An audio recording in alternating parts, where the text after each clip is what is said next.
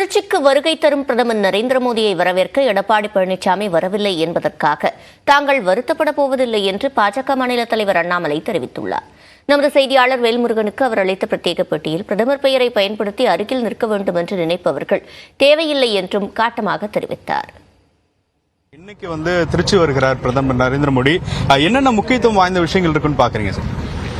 திருச்சியை பொறுத்தவரை கிட்டத்தட்ட 19,850 கோடி ரூபாய் வருமானம் உள்ள ப்ராஜெக்ட்ஸ் எல்லாம் இன்னைக்கு முடிவுக்கு வந்திருக்குது. அது தமிழக மக்களுடைய பயன்பாட்டுக்காக, இந்திய மக்களுடைய பயன்பாட்டுக்காக பிரதமர் அவர்கள் அர்ப்பணிக்கிறாங்க. அதில் குறிப்பாக நம்முடைய திருச்சி பன்னாட்டு விமான நிலையத்தினுடைய புதிய கட்டிடம் 1100 கோடி ரூபாய்க்கு மேலே அது இன்னைக்கு அர்ப்பணிக்கிறாங்க.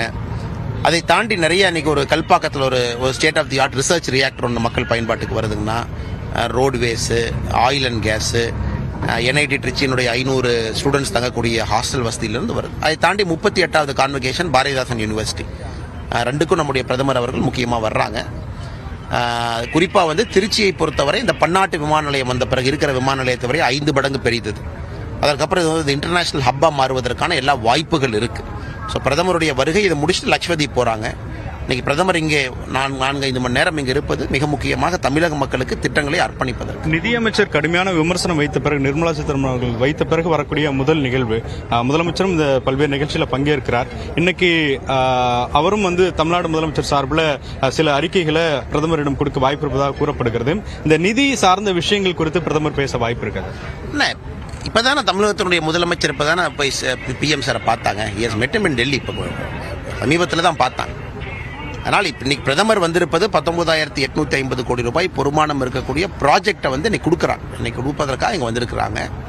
மற்றபடி இதெல்லாமே ஒரு சிஸ்டம் பேஸ்ட் அப்ரோச். மத்திய அரசு அதிகாரிகள் வந்திருக்காங்க, மாநில அரசு அதிகாரிகள் வந்திருக்காங்க, நிதியமைச்சரை பார்த்துருக்காங்க, நிதியமைச்சர்கிட்ட ஒரு இது கொடுத்துருக்காங்க. அதை பரிசீலனை பண்ணுறாங்க. அது என்ன வர வேண்டுமோ அது தமிழகத்துக்கு வரத்தான் போகுது.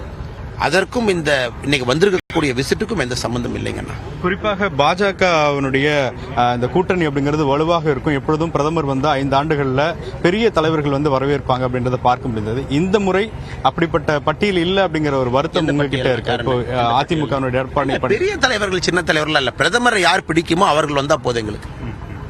பிரதமருடைய பெயரை பயன்படுத்தி பக்கத்தில் இருக்கணும்னு நினைக்கிறவங்களும் எங்களுக்கு தேவையில்லைண்ணே. பிரதமருடைய பெயரை யாரெல்லாம் இந்தியா முழுவதும் பட்டி தொட்டி எடுத்துட்டு போறாங்களோ, 2024 தேர்தலில் பிரதமர் அவரை 3வது முறையாக பிரதமர் அவர்கள் வர வேண்டும் என்று யார் மனசார நினைக்கின்றார்களோ, தமிழக மக்களின் பக்கம் யார் நிற்கிறாங்களோ அவங்க எல்லாம் இருக்காங்களே, அவங்க இருந்தால் எங்களுக்கு போதுமே.